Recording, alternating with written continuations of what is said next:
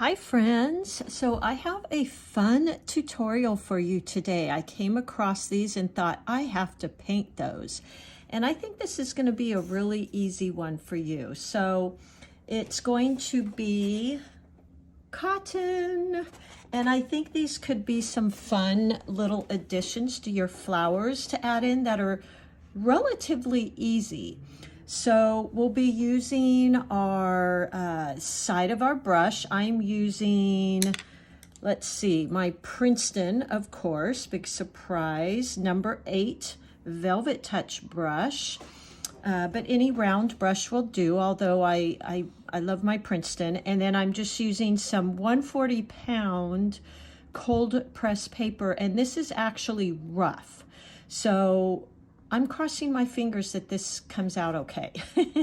I love the texture here. It's rough is even a little bit more than actually cold press. So let's get started. I think these will be really fun, and you could add them in for a unique little touch to any of your little flower paintings. So today I'm using, let's use our burnt umber. And actually, because cotton is white for the most part, I'm going to just barely use a little bit of my Payne's gray and brown, but it's going to be a lot of water in there. So it almost looks like a whitish color, okay? So I've got this color on my palette, going to use it very diluted, so that it's just a hint of color. And cotton is kind of in this little ball shape. So I'm going to create the first little piece here using my point and then going into the side of my brush to kind of create this round bulb shape. And then I'll do the second piece. There we go. Always retaining these white spaces. Remember, that's kind of my thing I love. Going to grab a little bit more color here. And this kind of reminds me of in the fall when I paint pumpkins. It's kind of got that same feel. And then the back pieces are just going to be peeking out here and kind of rounded. So there we go. Now, while this is wet, you want to go in with your brown tones. These are all Winsor Newton I'm using. And we're going to add in those little brown pieces. Okay. Just tapping here and there, like so. Isn't that gorgeous? Look at that, how it all blends together, I think, beautifully. And now I'm going to come down just a tiny bit with the stem here. And I'm even going to add in a little bit of black to this, because I think that will blend really nicely. Won't this be a beautiful little addition to your watercolors? So there we go. Just tapping in and letting it spread on its own. So let's do another one here. Let's go right here. So point and then press, kind of creating like a teardrop shape. Point and press, point and press. So you're kind of coming around, keeping this ball shape that cotton seems to have. And then I'm just doing these little pieces in the back, kind of poking out. Okay, so I'm going to add now these brown little thorny pieces coming out, which I've picked cotton. Wow, be careful. Those can kind of hurt. And then I just have a couple of these sticking out here. Okay, I'm going to darken that a little bit. with a tiny bit of my Payne's gray going in. I think these are going to be such a beautiful addition to your flowers. I mean, what fun to add kind of unique things in like this. I'm always trying to find some fun, unique things. So now we'll just join those stems together here. Let's do one more. I noticed in the pieces that I saw, they kind of had this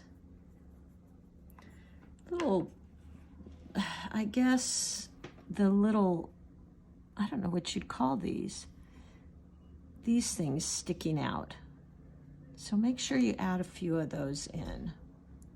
Now, if you notice, I'm preserving those white spaces because I love those. And you're just using the tip of your brush. So let's go in and we will do one more piece of cotton because for interest and composition, I like things to be in odd numbers. So let's put another one down here. So we'll have this one kind of facing out this way. So point, press, and create that bulb. Now that had a little bit more paint on it than I really cared for it. So I'm wiping my brush and then picking up some of that. So let's do another one here. Let me go into very watered down version. Because for the most part, these look white, don't they? So let's do this and come around. Maybe we'll just leave this one like more of a little bud. Like so. I'm going to go in with the dark brown. Maybe a tiny bit of that black Payne's gray, Winsor Newton. And let's go in and make these little, these are the things that are sharp. I've grabbed them before when I saw cotton out in the desert. And let me tell you, friends, you do not want to touch them. So there's the branch. Okay. Look at how beautiful. Won't that be absolutely interesting in your paintings to add something like this? You could go back in and just dab some color, let it blend. So I think I'm pretty much done. I might add maybe one more. No, you know, I don't think I'm going to. I think I'm going to leave it at that because these would be coming out of your flowers. We could maybe do a little bud right here. Let's play with that a bit. So we'll just do this little round bud. Let me get a little bit more water and maybe make it curling in. So hopefully you can see this little bud. There we go. Very light. And then we'll add in some of those brown thorny parts. And let's curl it around here. There you go.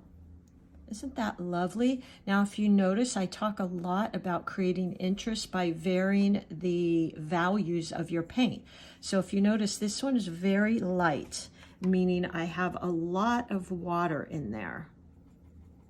And that makes it look as if it's more in the background. So I'm just going to touch a couple little places here. Dabbing in, dab, dab, dab. And there you go. Beautiful, right? So I hope you'll try this in your paintings and just play with it. I think this could be really beautiful in tucked inside some of your little paintings and added in for some interest, something you don't see too often. So again, I love, by the way, this rough texture. I think I might start painting on this more. It's so there's actually a hot press, which is very smooth. There's cold press paper, which is what I typically use and has a beautiful toothy texture. And then there's this rough, which is really textured, but I really am loving the results I'm getting here. So play with the different papers. I'm not a big hot pressed paper user, but fan. I have got my Velvet Touch. If you notice, I used a lot of white space I left in here for interest. And then I played with the values. I've got my darker values, which just means I used more paint to water.